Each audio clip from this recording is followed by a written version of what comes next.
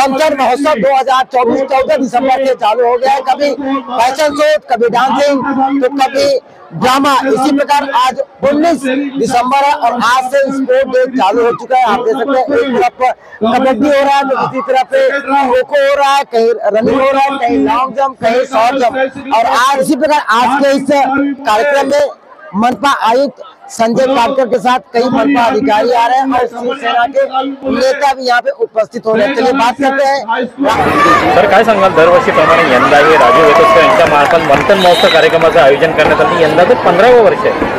कार्यक्रम करणं मोठी गोष्ट नाही, पण त्यांचं सातत्य टिकवणं हे राजू वेतोस्कर यांनी केलेलं आहे। त्याच्याबद्दल आपण काय सांगाल? मुळात राजू वेतोस्कर हा स्वतः एक कला आणि क्रीडाप्रेमी आहे, स्वतः एक खेळाडू आहे।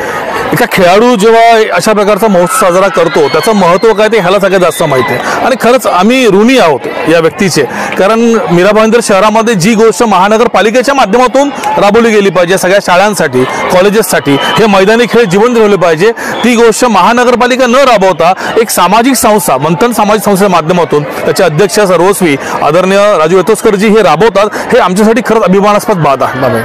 15 वर्ष सातत्य, मग तुम्ही म्हटलं नगरसेवक असताना, नगरसेवक नसताना सुद्धा खेळ जिवंत राहायला पाहिजे, खेळाडूंना एक व्यासपीठ मिळालं पाहिजे, या अतिशय प्रांजळ भावनेने ही व्यक्ती काम करते। आणि सगळ्यात महत्त्वाचं म्हणजे कोणत्याही शाळेतून आणि कोणत्याही विद्यार्थ्याकडून एकही रुपया या ठिकाणी न घेता मोफत प्रमाणात जास्तीत जास्त मुलांना या खेळात समाविष्ट कसं करता येईल, म्हणजे यावर्षीचा रेकॉर्ड जर पाहिला तर 85 शाळेने सहभाग घेतलेला आहे।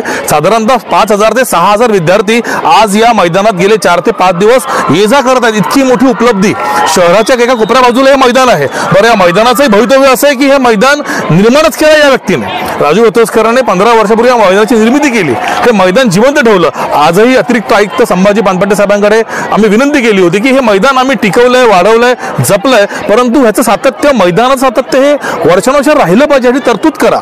आणि सगळ्यात दुर्दैवाचा भाग असा आहे की जी गोष्ट महापालिकेने राबवली पाहिजे ती गोष्ट आज एक राजू वेतोस्कर नावाचा एक खेळाडू त्याच्या संस्थेच्या सदस्यांना सोबत घेऊन राबवतोय, परंतु महानगरपालिकेने हे संपूर्ण मैदान फ्री ऑफ कॉस्ट करून दिलं पाहिजे होतं, कारण असे खेळ हे झाले पाहिजेत। पण तरी सुद्धा यातून ते फी आकारतायत, एक प्रकारचं त्या ठिकाणी ते मानधन घेत आहेत, हे थोडं खंतजनक आहे आणि चिंताजनक बाब आहे। आदरणीय आयुक्तांना तुमच्या माध्यमातून नम्र विनंती करतो की खेळाडू आहेत, शाळा आहेत, कोणताही 1 रुपयाचा या ठिकाणी व्यवहार न होता, कोणताही व्यापार न होता, मुलांसाठी, मुलांच्या शहरासाठी एक चांगलं व्यासपीठ वेतोस्कर साहेबांनी या ठिकाणी निर्माण केलेलं आहे। याचं संपूर्ण मानधन तुम्ही रद्द करा, की जी काय तुम्ही फी आकारता ती रद्द करा। गेल्या मंथनमध्ये तुम्ही याचा उल्लेख केला होता की पुढच्या वर्षीपासून मंथनला कोणतेही फीज न देता या संपूर्ण क्रीडा महोत्सवाचं आयोजन करण्यात येईल, परंतु हा शब्द ते कसे काय विसरले कुणास ठाऊक। त्यांनी डिपॉझिट सुद्धा घेतलेलं आहे आणि मानधन सुद्धा आकारण्याची गोष्ट केलेली आहे, तरी सुद्धा पुन्हा असं वाटतं की त्यांनी इथे यावं, मुलांचा हा उत्साह बघावा, या व्यक्तीची मेहनत बघावी आणि त्यानंतर निर्णय पुन्हा एकदा घ्यावा की खरंच ह्या गोष्टी होण्यासाठी मानधनाची आवश्यकता आहे का। कारण या ठिकाणी अनेक जत्रोत्सव होतात, अनेक क्रीडे टुर्नामेंट या ठिकाणी होतात, लग्न सोहळे होतात, पूजापाठ होतं, एक व्यापार चालतो, त्या ठिकाणी तुम्ही तुमचं मानधन घ्या की, त्यात तुम्हाला नाही म्हटलं नाहीये, परंतु या शहराचं जे भवितव्य आहे, हे युवा पिढी, हे तुमची जबाबदारी होती, एक महानगरपालिकेची जबाबदारी होती की त्यांनी असे खेळ महोत्सव राबवले पाहिजेत। पण तुम्ही जर राबवत नाही आहात आणि हा व्यक्ती जर ही राबवतोय तर तुम्ही पूर्ण ताकदीने या व्यक्तीच्या पाठीशी उभं राहायला पाहिजे। मी आदरणीय आमचे लाडके आमदार व नवनिर्वाचित कॅबिनेट मंत्री प्रताप सरनाईक साहेबांचे मनापासून आभार मानतोय, कारण ती व्यक्ती नेहमी कला क्रीडेला वाव देते, एक प्रकारे प्रोत्साहन देते। ती व्यक्ती आज नागपूर अधिवेशनामध्ये आहेत, काल त्यांना जेव्हा मी भेटलो ते मला आवर्जून बोलले सचिन राजूच्या क्रीडा महोत्सवाला जा, या अधिवेशनामुळे मला जाता येणार नाहीये, परंतु या मोठ्या उत्सवाचा शिवसेनेच्या वतीने जे काही त्याला सहकार्य हवंय ते संपूर्ण सहकार्य त्याला दे, कारण असे उत्सव, असे महोत्सव हे होणं ही या मीरा भाईंदर शहराची गरज आहे। मी मनापासून आदरणीय आमदारांच्या वतीचा हा निरोप राजू वेतोस्कर यांना देत आहे की आमदारांनी तुम्हाला शुभेच्छा दिलेल्या आहेत, तुला आशीर्वाद दिलेले आहेत, तू असे खेळ, या मुलांचं भवितव्य असंच पुढे घेऊन जाशील ही त्यांना पूर्णपणे खात्री आहे। मी सर्व या मंथनच्या सगळ्या टीम मेंबरचं, प्रामुख्याने सगळ्या व्हॉलंटियरचं मनापासून कौतुक करतो, आभार मानतो आणि शिवसेना कुटुंबाच्या वतीने या उत्सवाला खूप खूप खूप शुभेच्छा देतो।